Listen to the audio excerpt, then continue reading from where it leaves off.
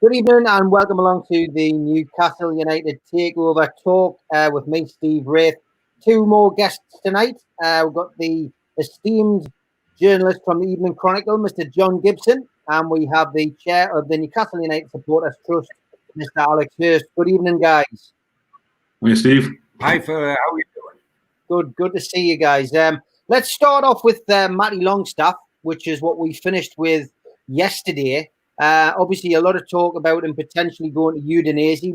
We know that the transfer, is potentially not going to go through till the end of June. So there is time to rectify this. But Lee Ryder coming out with a thing in the Chronicle tonight, John, saying that he's been offered 20,000 a week by Newcastle. Is that just a token gesture, do you think, John, or is that essentially Newcastle United? I don't know. It's always a case that we seem to offer under what anybody else offers. What do you make of it, John? Well, I think first and foremost, an absolute tragedy that we're talking about a future of a local boy days away from the end of his contract. It ought to have been sorted by now that he actually stays or he's not rated highly enough and goes. For us to be scratching around at this stage, trying to keep the guy here when an offer's come in from elsewhere. And the Udinese offer, I mean, it might be a surprise initially on the surface to think Udinese, not a top Italian club, and why them and how do they know about them? But of course, the family also own Watford. So before we know where we are, you can be playing in the Premier League with Watford because Udinese, dad and son, do a lot of deals with each other, and it can be a way around the Newcastle United situation where he ends up at Watford. It just doesn't make sense to me because if he goes, Newcastle get what, £400,000? Whereas if you keep him, you're either keeping your own and keeping a good player, or if you keep him for a year on extra wages, you sell him for more than 400,000 eventually. So it doesn't make financial sense at all to me. But quite frankly, Steve, as far as I'm concerned, this is just typical of Newcastle United at the moment because the captain's already jumped ship. As far as Mike Ashley's concerned, he's no longer interested in Newcastle, and he's just left us to float in waters till the takeover happens or doesn't. We haven't got anybody aboard, and I think the fans, with Alex will be talking about this, suffering with their season ticket money, the Longstaff situation, etc., is because we are effectively a club without an owner as of this moment. Yeah, Ryan Sweeney's put Matty is greedy. He's worth nowhere near 30 grand a week. He's been offered a good deal for a player with 7 appearances. Alex, what's your take on this whole, Matty Longstaff situation? It seems to have split fans on social media. That's for certain. Yeah, it's quite sad, really, isn't it? Because I would disagree with Ryan there because, Brandon Williams, I think, is Man United and he's 19 and he signed a deal for 40 grand a week. Good players in the Premier League command decent wages. And I think Salomon Rondon was another one where some fans were, is he worth 100 grand a week? Well, that's the cost of players at the minute. And you know what, Matty Longstaff's 19. I can't think of many 19-year-olds who've come into the Premier League like this young lad has and looks comfortable. I can think of maybe Marcus Rashford over the past couple of years to come into the Premier League so young. And while Matty hasn't had such an impact, I think if he'd been given more game time, I think people would be a little bit more comfortable with the figures involved. Like, this is the Premier League in 2020, I'm afraid. And I think, if you're going to pay anyone that kind of money at a young age, I'd rather it was a young lad who's come through the ranks, who bleeds black and white. If we signed some midfielder for 15 million quid from the likes of Udinese coming the other way, I don't think people would have as much of an issue with it, Steve. Yeah, I would agree. It's certainly something that's going to rumble on. And, I think that the takeover, of course, will play its part. If the takeover goes through sooner rather than later, it could be a win-win for the new owners to get Matty Longstaff tied down to a long-term deal. John, speaking of the takeover, Winterburns 2012 has said, do you feel the takeover will be announced before the season restarts? Of course, Project Restart has been announced, and the 17th of June is the proposed date for the first games. Newcastle to play after that, of course. But what's your thoughts? Do you think that the takeover is going to be announced this month, John, or is this going to drag on? it's nip and tuck, really. I think the problem now currently with the takeover, and it's as frustrating as it's possible to be for every Geordie, because we've sat here for day after day and week after week for something that should have took half the time. I think the Premier League, the only conclusion can come to is they think they're being very clever. They know the World Trade Organization report is going to be made public in mid-June, whatever date that's going to be, which is around the start of the season. They know already what is in that report, and the little bit that's leaked seems to indicate that the WTO are going to link the Saudis directly to the TV piracy. And I think they want that in the public domain so that if they end up having to turn it down, they can get some sympathy because of that. But in the meantime, much more important, they can use that as a big stick with Amanda and the Saudis and the Rubens to try to get some deal over the Saudis pulling the plug on the piracy back in the Far East as part of the deal for being allowed to have Newcastle United. And I think the whole thing has become a political trap that we are sitting in the middle of, because on the surface, it's the piracy, not the human rights, that is holding things up. And of course, there's the double thing where the government and everyone else does a huge amount of deals with the Saudis. So the one thing that the Premier League are bothered about is that their own cash with the TV piracy, and it's going to be a matter of getting it over before the end of the month rather than the start of the new season. Though, by Jove, don't we want it over tomorrow morning, because we're sick to death of waiting, and every day that goes by makes fans, I think, more apprehensive because we've just waited for so long. And of course, Steve, when this first went to the Premier League, couple of months back, these things weren't new. The Premier League knew about the human rights and they knew about the TV piracy then. So what's changed? I'm sure Amanda Staveley and PCP and the partners will all have known about the potential pitfalls that awaited them, and I think the one thing that I would say is, the takeover, hasn't just been going on over the last 8 weeks. It's obviously something that's been something in Amanda and PCP's mind since 2017, October 2017, when she came to watch Newcastle. So you would like to think that someone who's facilitated the buying of a Premier League club in the past, i.e. Man City, would have done our homework, and I've got faith in that. I think. Alex, what are you hearing from the supporters and from the membership with regards to the takeover? Is it as bad? I think we all get sucked into believing that Twitter is the be all and end all of fans' opinions when it clearly isn't. It's only a small percentage of our fan base. But what are you hearing from your members? Are people as frantic and as anxious as Twitter makes out? I think people are excited still. I think that there's a huge support for this takeover, and I get asked to do a lot of media from around the world and the country where they say, this, you've got this bad thing, or I did one today from France and they were saying, are you worried? And I just said, well, how could we possibly get any worse than we are with the people we've got? That's before you look into the vision and the promise that Amanda Staveley, people who know her, people who've met her like yourself, Steve, have always talked about the kind of things she wants to do with Newcastle United. So I think the trust membership, and it was echoed in a poll that 96.7% of people were in favour of the takeover. I mean, that's a landslide. We got a lot of people saying, can we write to the Premier League? I mean, we wrote to the Premier League last summer, and it's like every summer now for Newcastle fans, isn't it? Last summer we had that agonising wait over BZG and Rafa Benitez. Didn't end up how we wanted to end up in either way, and here we are again. So at least we've got a little bit of experience in the waiting game as fans. Yeah, good point. Great question in from John Justice Allen. He says, hi, Steve, Alex and John. What do you make of the modern journalist phenomenon compared to the old school of actually going to find things out? Now, I think this is something which you're not really particularly aware of, John. Obviously, Twitter, it does play a huge part in journalists' lives these days. It can lead to lazy journalism. It can lead to them picking up stories from there and just quoting stuff and knocking something out there, and linking the club to a player comes from someone's tweet. So, what's your view on the way journalists work these days, John? Well, it's totally changed from my days.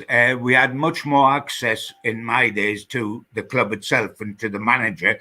For example, I would go up at 10 o'clock every morning to St. James's Park to sit down with Joe Harvey on a 1-to-1 situation to get the current team news, not in a press media meeting, but 1-to-1. So you got as good as you were, what you could get out the person personally, as opposed to you can sit in now if you wish and answer no question, and the hard-working journalists that ask all the questions, but you can write the answers down. It is very different to that, and there's a different attitude now because of the fact that everything is online as opposed to just in the newspaper.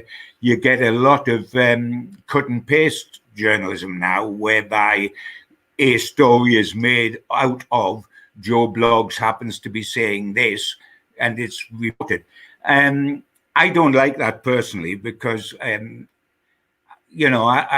tried to take great store on getting out when I was doing it and getting my own stories, and also great store on my opinion or Alex's opinion or your opinion, doing it that way and not doing cut and paste. But of course, the guys that do cut and paste haven't got much say in it. They're told that is what is wanted. But I think that is poor and quite cheap journalism, quite easy cutting corners journalism.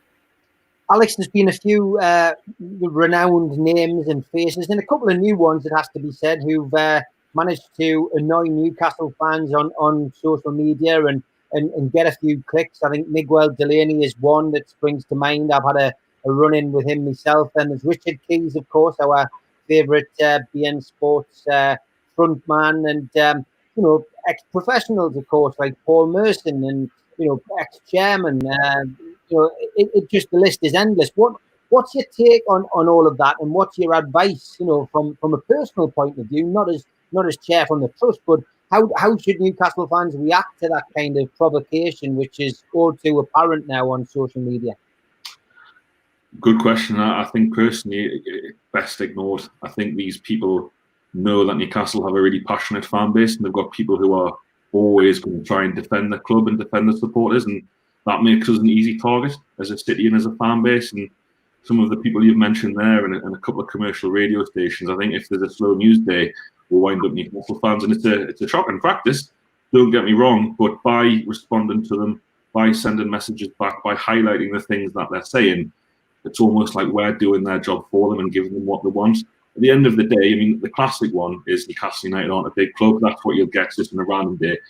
Who's a bigger club, Newcastle or West Ham?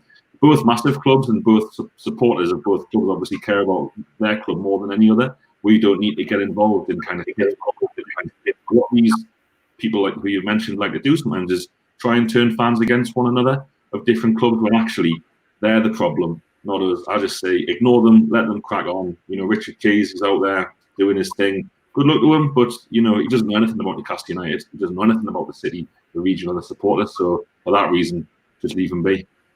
Yeah, good point. Well made. John Adams says, "Hi Steve, are you still confident, mate?" Yes, John, I am. I haven't changed at all. John B is asking, do we know what the hold-up is on the takeover? I think if we knew that, we'd all be putting the lottery numbers on. Darryl Wheatley says, "Even lads, if Matty was from the south, would we be like this?" It's a good question. I mean, is there a little bit too much, John, on the fact that he's a Geordie? There always seems to be that kind of angle, and that almost means that we need to keep a hold of him because he could be the next Alan Shearer who will let slip through the net, and then we have to pay through the odds to get him back. Is that a good point, John? It's a very, very good point, because we worry about that. We want to produce Geordies from scratch in the way Matty, the two Longstaffs are, and the way we produce Gascoigne. But when you think of Geordies that are very much part of our heritage and our history, Shearer, had a trial, and then we had to pay a world record fee of £15 million to sign him. Beardsley, our great player, had a trial, wasn't kept, and we bought him twice. Once from Vancouver Whitecaps and then once from Everton. It's happened that way with Geordies, and we feel that we shouldn't be paying money for our own that we've allowed to go away. So yes, there is a feeling of the fact that he is a Geordie is going in his favour. It's all a matter of opinion on how good this guy is going to be eventually. And Newcastle have got to make that opinion. The only worry we have is the person that's having a huge input on whether how much Matty Longstaff is worth. Is he the guy that decided Joe Linton was worth 40 million? Because if he is, he could get it wrong, couldn't he? Yeah, 100%, John. Look, the Matty Longstaff thing's really causing a lot of debate. You know, it does really seem to be split, and I'm sure that will rumble on. A lot of people thinking that, you know, the takeover goes through, it'll be sorted. So, you know, we'll just have to sit tight. Simon Cox says, question to all three of you. Who do you think we can and should listen to when it comes to Newcastle news? Alex? Yeah, good question, Simon. In terms of news from the club, you know, I'm a big fan of the Chronicle and the lads that work there. Not just John, obviously, but his colleagues as well. I think Mark Douglas is an excellent editor, and Lee Ryder, you know, has clearly built a good relationship with key people and players and stuff like that. And I think there's a lot of locally based people who are very good. I don't think you've got to go too far outside of the Northeast for coverage on Newcastle United. So all the local outlets, people like yourself, with good contacts and ex-players, of course, who know about the club. So just people who've got a long-standing relationship with the club really would be my advice. Yeah, John, is there a particular go-to? I mean, you're a journalist, so, and I know you're not on the front line, so to speak. You have your regular columns, and you still go to the games, every game. Probably you're certainly the most experienced person on this panel tonight. But, you know, essentially, is there a go-to person for you, or is there still somebody at the club who you could speak to, John?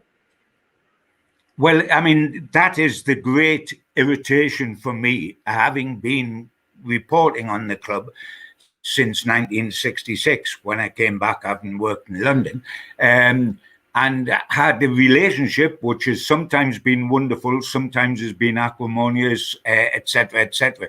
But you were able to go to the club and try to get things sorted. Since I came back in 1966, 54 years, unbroken, supporting and reporting on Newcastle United, Mike Ashley is the first chairman or owner in that 54 years I've never interviewed for my paper, which tells you everything about the way Newcastle's run. It isn't a matter of which journalist we should go to now. It's a matter if we should be able to go to our own club, and we can it. And the great thing that Ashley has done wrong above all others is a total lack of communication with the fans, is a total lack of caring. The only time he's done anything is either with a hand-picked journalist or a hand-picked television guy, whereby that person has not been able to cross-examine Mike Ashley about his answers, has had to accept his answer and move on to the next question. Mike Ashley has never put himself up for a press conference in front of all journalists who would be able to cross-examine them on behalf of fans, with the whole thing going out live. And while the clubs run like that, journalists and everybody else and fans are going to be scratching around for the morsels we can. The one thing I would like to see from the new owners, if pray God they are the new owners and they do come in, and I think it'll happen, Steve, is that they will open up communications pretty quick with people like Alex and his boys, the War Flags, etc., etc., because they need to have communication. They've got the best fans in the world on tap, but the best fans in the world have been on tap for 13 years, and Ashley's never looked at them once. That's the line of communication that is needed desperately with Newcastle United, and must be one of the first jobs taken by new owners, to put right and to get the fans on side. If you own Harrods, you speak to the customers that come in and want to buy your gear, don't you?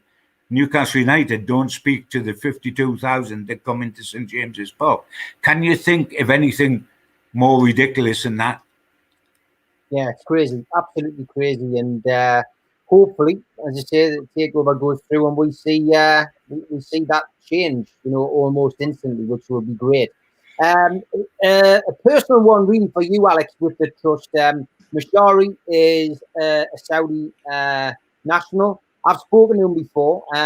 He has an opinion on a podcast that you've done, but he's very keen on coming on to a show with you. So if you're up for that, I'll put you in touch with Mashari. He's very good, very intelligent, speaks great English, but he's very interested in coming on to explain the Saudi point of view. So if you're up for that, Alex, I'll pass on his details.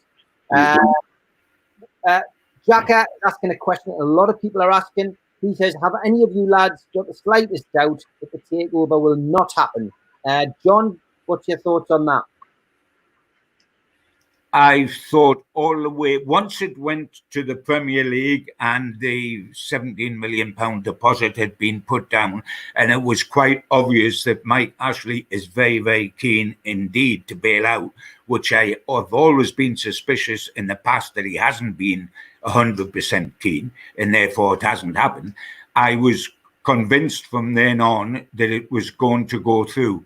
I would still bet that it is, but the way they're using this TV piracy and the way the thing's been dragged out makes me very concerned. My hope now is that they're using this time while we wait for the WTO report to become public to sort of do a deal behind the scenes with the Saudis over the TV piracy thing, which lets them both off the hook, so that the Newcastle deal can be done and the Premier League won't stand accused by other Premier League clubs of selling them down the river on the TV deal. That is my hope, and certainly I'm led to believe that that is happening. The Premier League are talking privately to the consortium, particularly about the TV piracy thing, which indicates to me they're trying to find an answer to that before they accept the deal. Because once they accept the deal, that's a fait accompli. I think they're looking to be able to nail the piracy on the head with the consortium before they formally accept the consortium. So yes, I'm still hopeful, but of course, we've all said, haven't we, till the day that it actually is announced, there's always a percentage of us going to worry because we've had close times before, but nothing as close as this. And nothing is potentially good for Newcastle United as this. The one thing that I believe, and I'm certain Alex and the fans believe, is that we dare not think about this being knocked back. Can you imagine the gloom on Tyneside if the Premier League come out at some stage and said the deal is off and we're back with Mike Ashley, a reluctant Mike Ashley, an enthusiastic Mike Ashley when he first took over? Wasn't great for Newcastle United. Can you imagine how bad a reluctant one's going to be? We cannot even contemplate that. So my phrase that I always use is keep the faith. Yeah, Alex, same question to you. Just with regards to the takeover, do you believe that that it is going to go through eventually? And agree with John, I suppose, that it is probably just dotting the I's, crossing the T's, and making sure that there is nothing there that can be criticised by any other parties once this takeover goes through. Yeah, very much so. I think the fact that we know that contracts have been exchanged, large sums of money have changed hands, like John rightly says, that's never happened before, as far as we know as fans. I think the influence of beIN Sports in Qatar, and I know that's been spoken about on this channel before you, Stephen, some of your other guests, is a heavy hand in all of this. And it's like any business, if one of your biggest customers in TV rights comes to you with an issue, you have to investigate it. And I think that's what the Premier League are doing now over this piracy thing in beIN Sports. And ultimately, this is good for the Premier League. This is what the Premier League needs. If you look how much the Premier League has come on since Manchester City's kind of introduction, with these kind of owners from that part of the world. I think this is the next part of the Premier League's chapter, and as much as there might be to us as fans a little bit of reluctancy, as it seems, from the Premier League, I think you guys are right in that it's all but done in name, but they're just kind of dragging it out a little bit more to satisfy certain parties. So I'm very hopeful, Steve.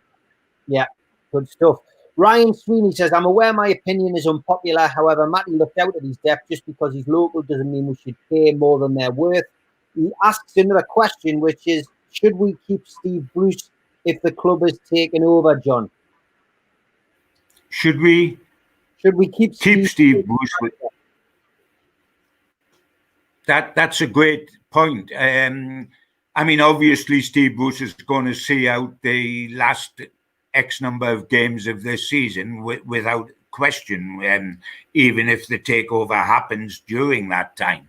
The simple answer to the question is that long term, and how long's a piece of string, Steve Bruce will not be manager of Newcastle if this takeover goes through, because everything tells us that new owners will do their own thing. When John Hall took over Newcastle United, Ozzy Ardila's days were numbered and Kevin Keegan was brought in.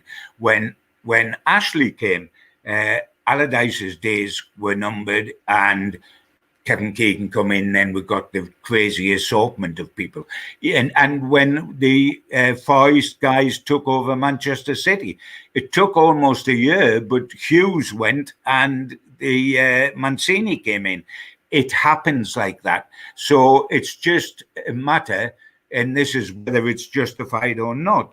Factually, I think it's absolutely inevitable that Steve Bruce will leave Newcastle in the foreseeable future if the takeover goes through. I don't think there's any question. And Steve Bruce, being a football man, I believe in his heart, accepts it. That's the way it would be. Alex, unless, of course, he wins the next 10 matches and the FA Cup and starts next season with another 10 wins on the bounce. And that's a pink pig flying past the window, by the way. Alex, Steve Bruce. Yeah, it's hard to see that anyone who's putting the kind of money these guys are going to be putting into the club want anything other than kind of immediate progress up the league. And there's nothing from Steve Bruce's career. And he's had a good managerial career at the top level for many years. He's a solid Premier League manager for the kind of role that I think the current owners of the club see Newcastle United in, and that's avoiding relegation. He obviously cares about the club a lot, which means something. But ultimately, if we want to compete in the top six of the Premier League, we need a top six manager. You can't do it without a top six manager. We had one last season and let him go. So I would make the change. I don't think he's disgraced himself by any means this season. It's been a lot better than people have thought. But yeah, there's some great names linked with the job, isn't there? And I think if those kind of people are going to be mentioned in the role, it would be hard to make an argument for Steve Bruce in comparison to some of those people. Yeah. Confirmation there from James May. It might have been announced earlier, but I certainly hadn't seen it today. I was too busy writing. James May says, Newcastle versus Sheffield United, June the 21st, 2 p.m. on Sky Sports. So I think there'll be a few divorces coming over the next couple of months with all this football that's going to be on TV. B. Taylor says, are you lads concerned that the longer the Premier League delay, the more detrimental it is to Newcastle United in relation to players' contracts, transfers in and out, as Ashley has lost interest? Yeah, John, I mean, that's going to be the big issue, isn't it? If this does, continue to struggle on about, ins and outs. Matty Longstaff's the first, but there are going to be others who are going to get itchy feet, I suppose. Oh, I think without question, Steve, my column, the Chronicle tomorrow, which is already filed, is talking about what we've talked about here. Newcastle United are currently a ship, rudderless, just being allowed to drift towards the rocks or anywhere it wants because Mike Ashley just doesn't care. He's abdicated out of Longstaff, out of the fans situation, with the horrible situation with the season ticket money. I mean, at least Dick Turpin had the decency to wear a mask when he was a highway robber. It is, and what's happening is a nonsense.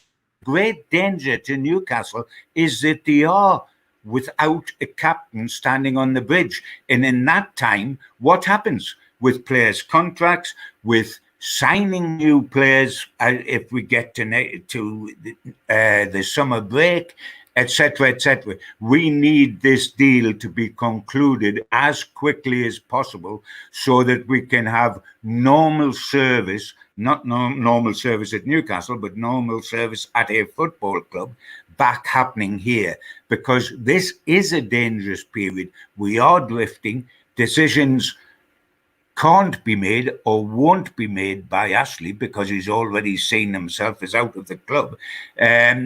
So it is a dangerous time, and we do need things sorted quickly because we want to get on and be up and running. And it's got to be as frustrating for Amanda and co as it is for us.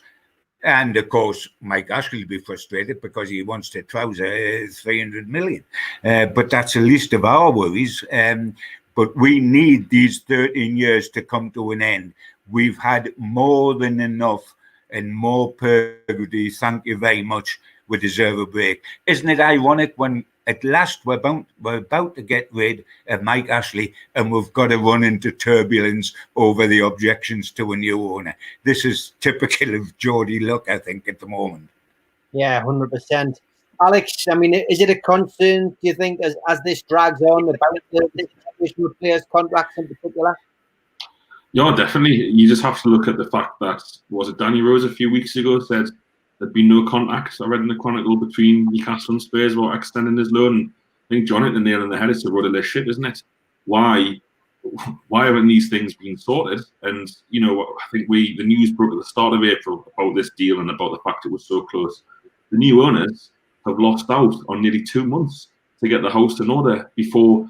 I mean, Newcastle seem to be safe from relegation, but let's not forget, every place in the Premier League's worth £1.3 million or something. There's a lot of money to play for over these next 9 games. As an FA Cup quarter-final, I think with new owners, there would have been, even though there's no fans in the ground, the city would be electrified, the fan base would be electrified, and I think that would filter down to the players. Instead, all we've got is uncertainty, a lot of anger about season ticket money, as John says. So it's a massive opportunity lost for the new owners, I think, this delay. Great question here, John, from Phil Wilson. He says, do football club boards go to great lengths to manipulate and control the outward communication and press releases? I suppose you don't get any from St James's Park, but is that something that you've had experience of, John, in your time covering the club? Yes, I think without the shadow, you always have received in football where the club tried to manipulate the reporter or the media or whatever, and some are successful, some are not. It depends on individuals. But in my day of traveling with Newcastle every day of the week, you were more vulnerable because you were on your own, but you also could do that much better because you were a one-on-one situation instead of all being in the same pot. Of course, they try to control the media, but the incredible thing with Ashley is that in a way, he doesn't try to control the media at all. He ignores the media in the way he ignores the fans, the way he ignores the council, the way he ignores everybody that's possible, the way he treats icons. If you can treat Alan Shearer and Kevin Keegan the way he treated them, how's he going to treat everybody else? Yeah, it's a fair enough point. I mean, we don't expect to see, a great deal of communication, I would say, over the next few days, weeks, months, however long this is going to take, Alex, because, it does appear that Mike Ashley's left the building and took everybody with him, really. So I would expect, this is going to be a situation where we just wake up one morning and it's done. That's what we've got to keep hoping and praying. I think that we know for a fact that these people are close to buying the football club, and that we should always remind ourselves that that's fantastic news and that it is close. And yes, there's some people in London taking that time with risk, but like you say, Steve, one morning we'll wake up and a new era will start at Newcastle United. And if that doesn't make you, positive and happy as a fan, then nothing will. Yeah. Jason Carter, he says the people in this consortium are big players. They're not going to hang around forever if they feel they're being messed around by the Premier League and the press. I saw another comment there. I lost it. Just somebody saying, do we think that, if the Saudis got tired of waiting, do you think Amanda would try and pull in, someone else to the equation? I mean, the Rubens, John, are rich on their own. They could do this without the Saudis and without Amanda, really. Yeah, they are, and they're very much part of the Newcastle scene as a city, as you probably know. They've got the Gosford Park Racecourse, they've got various buildings, businesses in the city centre. They're very much part of this. Amanda, bless her, had to go with 2 or 3 people. She's determined to get and own a football club or part own one, and that's all been good news. I think the Saudi, which is the main part of the consortium because it's 80% of the deal, I think they will stick around as long as this takes, because it seems like an eternity to us, but it can't go on another 2 months. A decision will be made within a relatively decent space of time from now. I think they'll stay around, and I think the Premier League are also concerned because these people have got so much financial clout as well as business clout that they will not necessarily go away. They may sue if they're turned down by the Premier League. We could see a suing situation. So it's not all crystal clear. It's very, very muddy waters. And I think the Premier League are very anxious not to be out of their depth, which is why I think they'll try to do a deal behind the scenes over the TV piracy so that both sides can say yes to the whole thing, because they do not need this particular bag of worms. But they've got to get on with this. I know that we've had this business that they've been fully preoccupied with the restarting of football, but surely that they can't hide behind that. Can they not make juggle 2 balls in the air at once? It's only 2 balls. It's not half a dozen balls. Can they not manage just to do that and consult the Newcastle situation at the same time? Because they've got lawyers and the big money guys looking at the Newcastle deal while they're looking at the return of football. I don't believe the Saudis will lose patience and go away. I think they'll wait for the result, and the result has got to come by the end of June. That's an awful long time ahead for us, and pray God it's tomorrow morning. It's not nearer the end of June, but it can't go on any longer. And I don't think the Saudis, bear in mind, I'll reiterate what I already said, which is I believe they are talking off the record with the Premier League now. Now, the only thing that can be about is the WTO report and what are they going to do, what sort of deal on the table to get round the piracy thing, or for the Saudis to get a hold of that problem and get it sorted, i.e. buy the TV rights themselves out there, if you like. I think that's what's going on at the moment. That's what's holding it up. And I think the Premier League want the WTO report in the public domain because they know what it says. I think they want it in the public domain before their decision is made.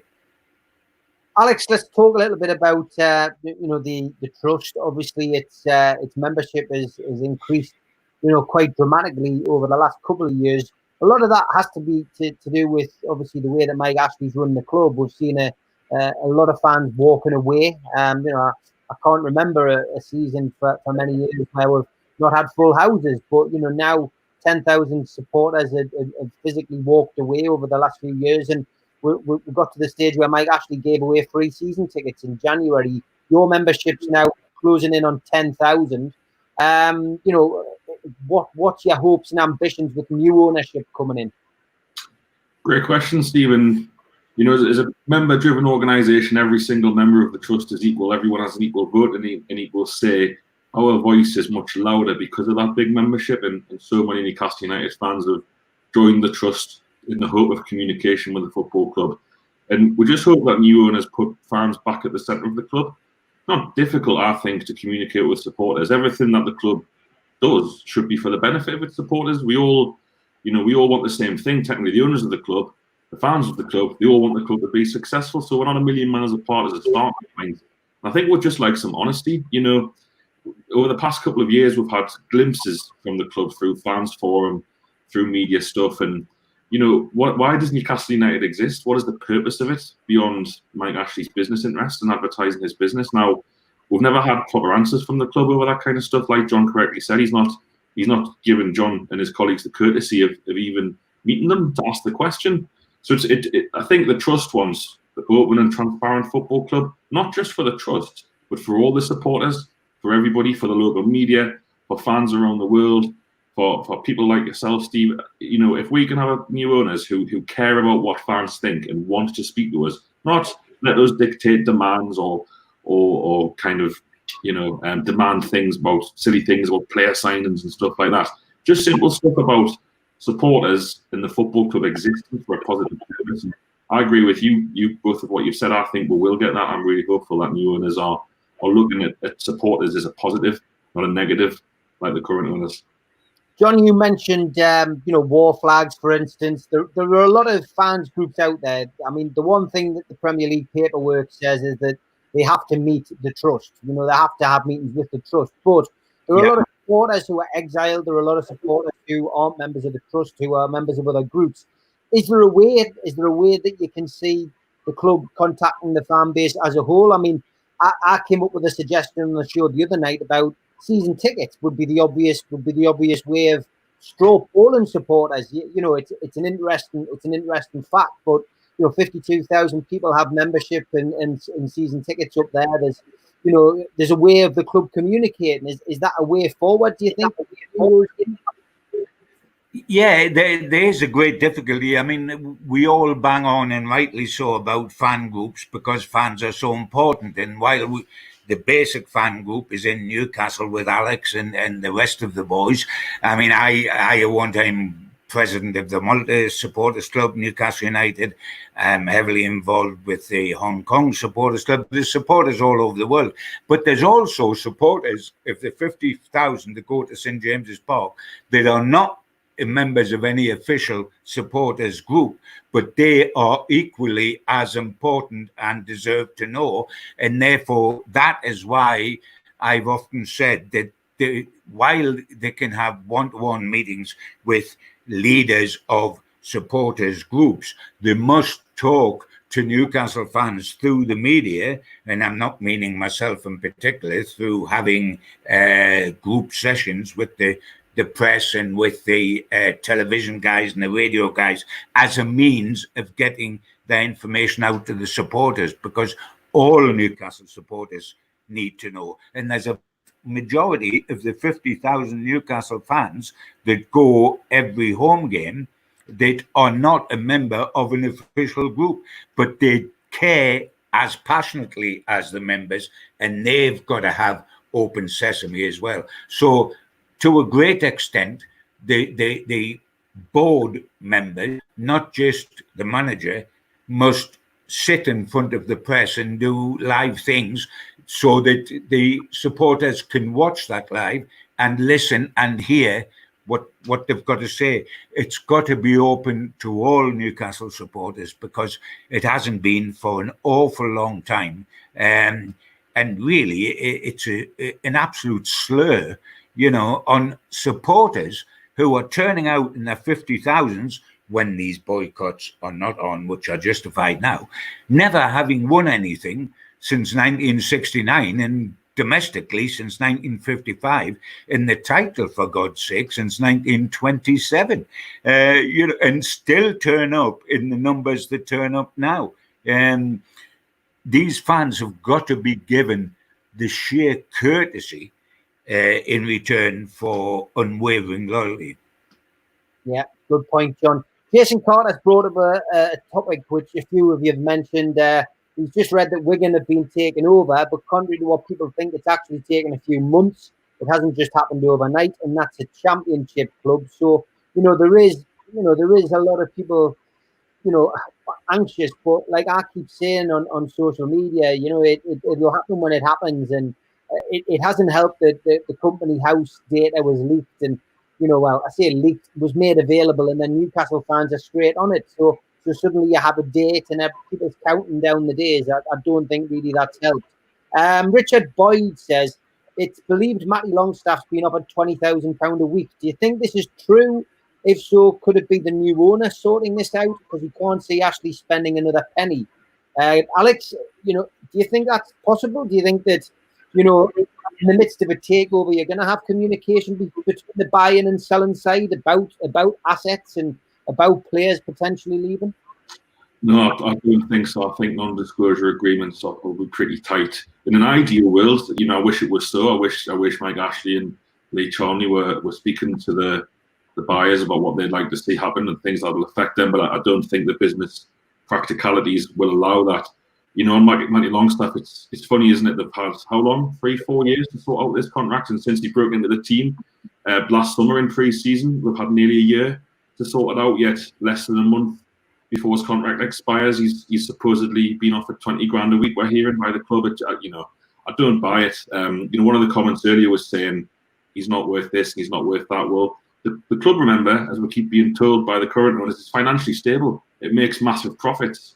It makes £30 million profit every year. So if we can't offer our own talent great deals to play football for Newcastle, and we've got all this money supposedly, then who can we offer? What's the point of being financially stable if we can't reward the lads who break through from the ranks? John, have you heard anything about this situation? Is it likely? I mean, Lee Wright has broke the story, so I haven't spoken to Lee today, but obviously, Steve Nixon was brought back off furlough. Is it likely to be him who's negotiating? Well, I don't think, as much as we would like to think that it's a new consortium, I don't think, as Alex said, that it is this 20,000. And the reason for that is, I know they made an approach to Newcastle to be allowed to talk to Steve Bruce regarding players. Which players would you like to keep, and should we be keeping, because they take over and all of a sudden massive decisions within 24 hours, 48 hours. The Longstaff, Sandy Carroll, the loan players, to the bid for them or not, has to be made. And Ashley turned that down and said, no, you can't talk to members of the Newcastle United staff before you own the football club. So I don't think that is being the input. I just think that they've offered 20 because there are no 30s on the table. And as I said much earlier on, if you keep Matty at 20,000 or 30,000 a week and he signs a 3-year contract and he turns out not to be as good as you hoped he would be, you'll still sell him in 2 seasons' time for a lot more than £400,000. So you will make a profit. And the wage might seem large, £30,000 I'm talking about, but these days it isn't. I mean, you've got Jack Colback on 40,000. And I know that he came here with a first-team regular down the road at the Unmentionables, and actually, unbelievably, made himself into an England call-up, if you remember. Can you remember when he got an England call-up when he was at Newcastle United and reported with an injury and was never heard of again? That was one of the most amazing things I ever heard of, getting that England call-up. But there again, it happened. And I think it's short-sighted. Matty basically still would prefer to stay here.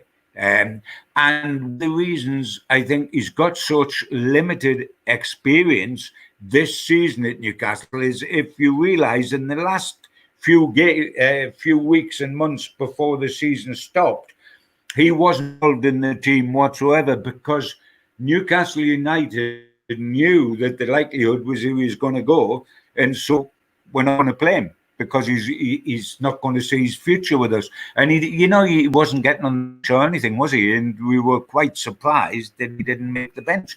And I think that was the reason why. And, living abroad is not going to scare Matty, because as a kid, he went and lived with Sean, he went and lived in Sweden for a year when his dad, David, went over and played ice hockey over there. So it's ingrained in the family. If you're chasing sporting greatness, you've got to go. If you've got to go abroad, you've got to go abroad. And there is this business of being able to get through the back door with Watford. I know at this stage, with a young lad, it's a matter unfettered opinion on how good he is. And quite frankly, none of us know for certain, because he's so young, whether he's going to dip or whether he's going to shoot to the stars. But we do know surely that if you keep him for another couple of years, you'll sell him. Even if he's not as good as you hope he is, you'll sell him for more than 400,000. So it's a bad deal to let him walk out the door now for that sort of paltry money. A lot of people liking what you're saying, John. Mark Byers is just one of them. He says, Gibbo is brilliant. I wish the current journalist covering the club had his knowledge, passion and common sense. And that's a similar theme tonight, John, of a lot of... I'll be sending the check on later. Tell him. Thank him. The check will be arriving in the post. Obviously, we're down to the last 10 minutes, lads. These shows don't really seem to last very long, but we always get carried away with the passion of Newcastle United.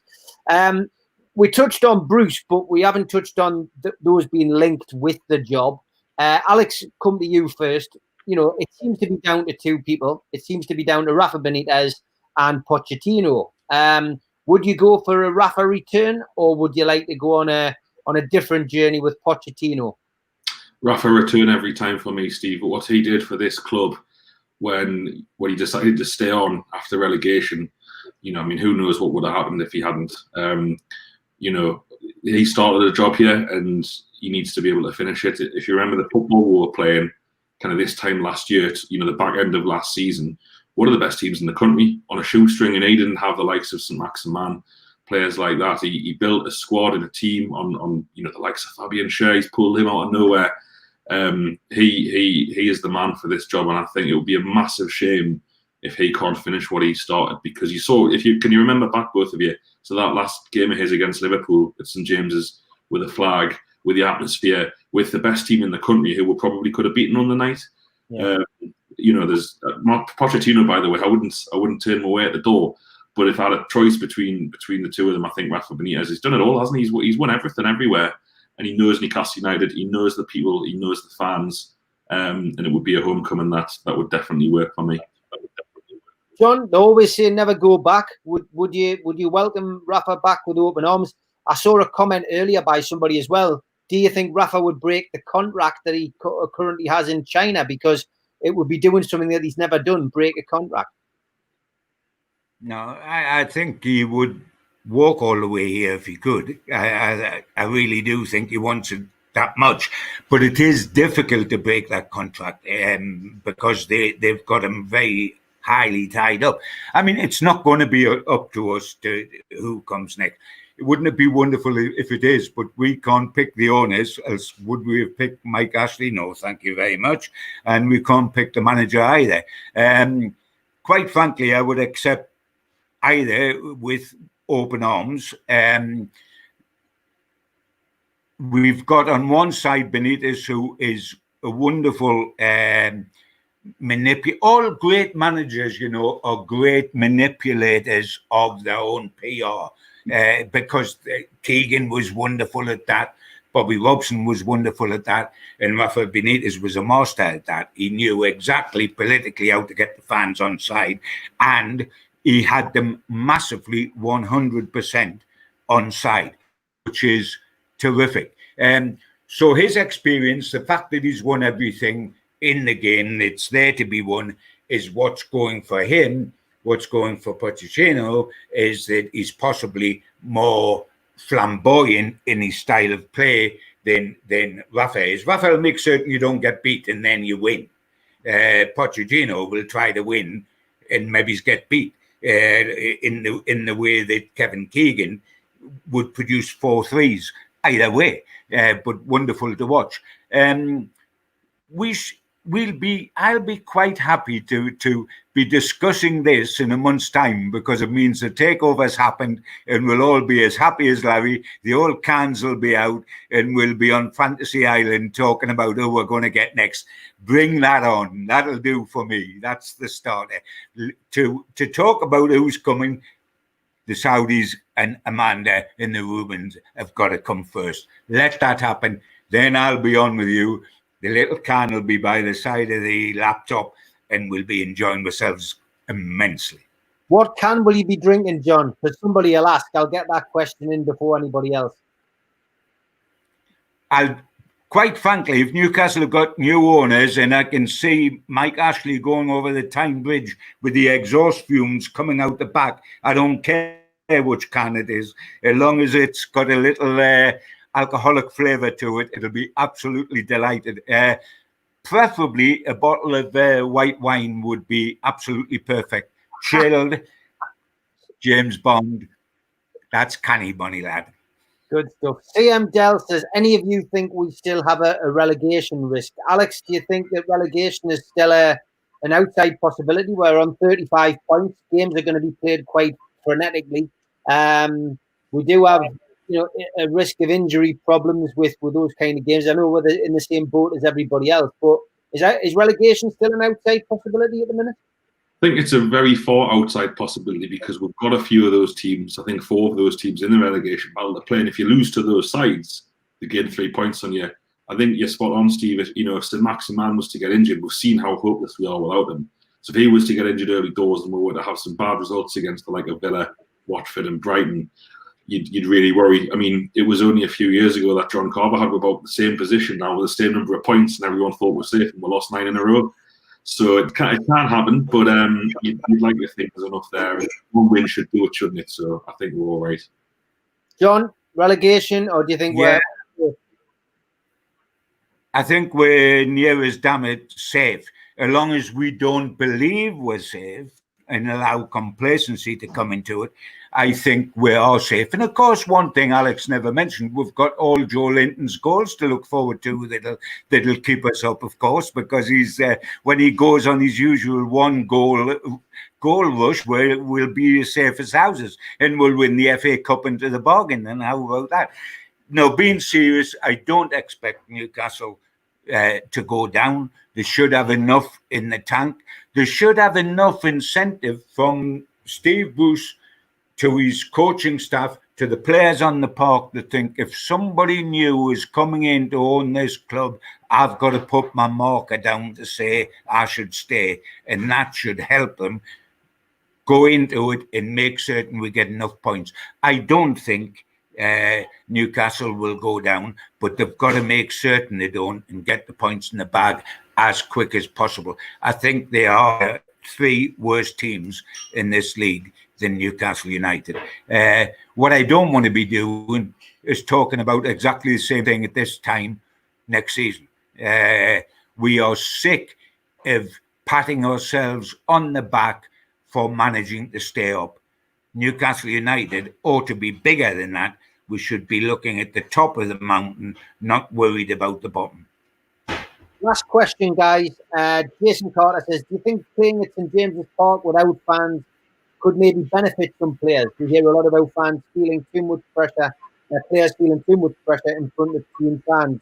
Alex, will that help Joe Linton possibly? He's been under immense pressure this season, as John's rightly pointed out.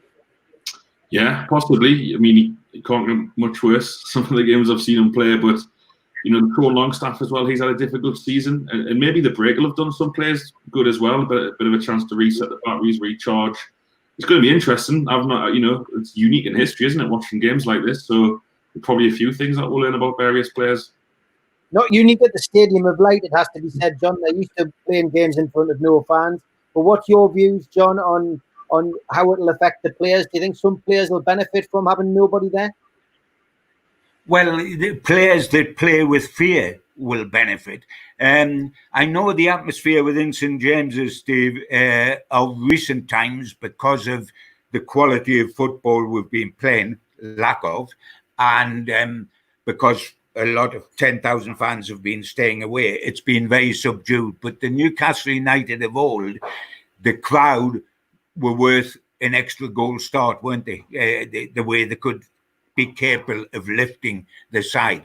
That benefit is going to have gone.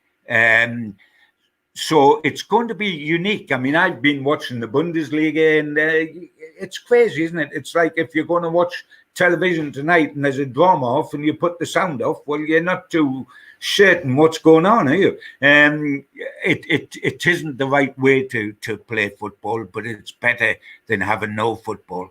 It will benefit the odd one.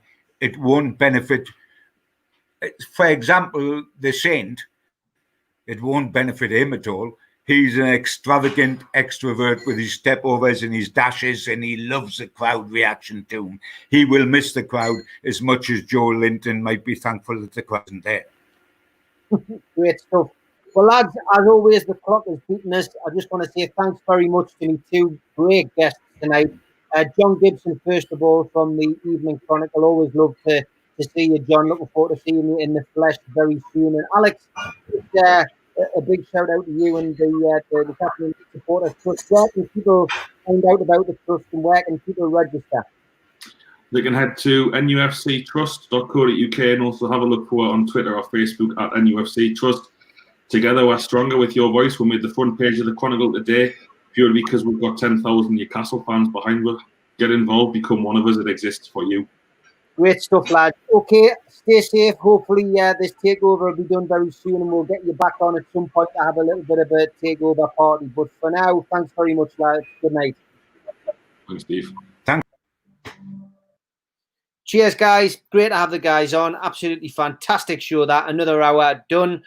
Tomorrow night, of course, Geordie Dentist and Steve Hasty on. Of course, Geordie Dentist based across in the Middle East. So great to have him on. And Steve Hasty from the Fans Forum will be joining us as well. And Saturday afternoon, of course, Lee Clark at 2 o'clock. Don't forget, next week, going back onto Instagram, only for 7 days, guys, because we only get 20 hours broadcast time on StreamYard. So we will still be loading these onto YouTube and onto the YouTube channel. You just won't be able to watch them live.